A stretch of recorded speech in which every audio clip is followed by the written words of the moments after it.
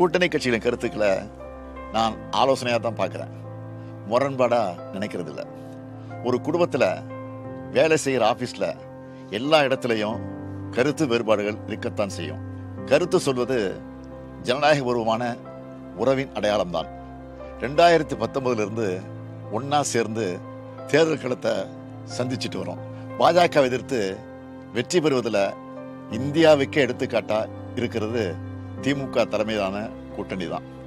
கருத்து முரண்பாடுகளால எங்க நட்புறவுல எந்த பாதிப்பும் இல்லை. இப்படி அவர் பூசி முழுகுவதை பார்த்தாலே பிரச்சனை இருக்கிறது என்றுதான் பொருள். ஆங்காங்கே ஓட்டை உடசல்களை பூசி முழுக பார்க்கிறார்.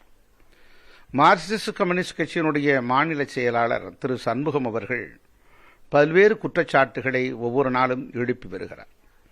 விடுதலை சிறுத்தை கட்சியினுடைய தலைவர் திரு தொல் திருமாவளவன் அவர்கள் வேங்கை வயல் பிரச்சனையை நாங்கள் ஏற்றுக்கொள்ள மாட்டோம், சிபிஐக்கு வழக்கை மாற்ற வேண்டும் என்கிற ஒரு கோரிக்கை விடுத்திருக்கிறார்.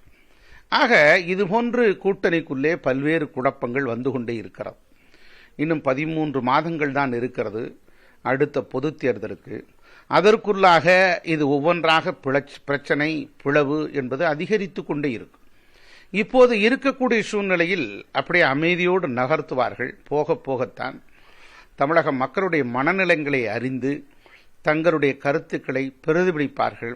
பிரச்சனைகள் எழக்கூடிய வாய்ப்புகள் இருக்கிறது. இது கடந்த காலத்தில் கூட்டணி வைத்திருந்தவர்கள் எப்படிப்பட்ட அனுபவங்கள் எல்லாம் நிகழ்ந்திருக்கிறது என்பதற்கான உதாரணம் தான் இவைகள் எல்லாம்.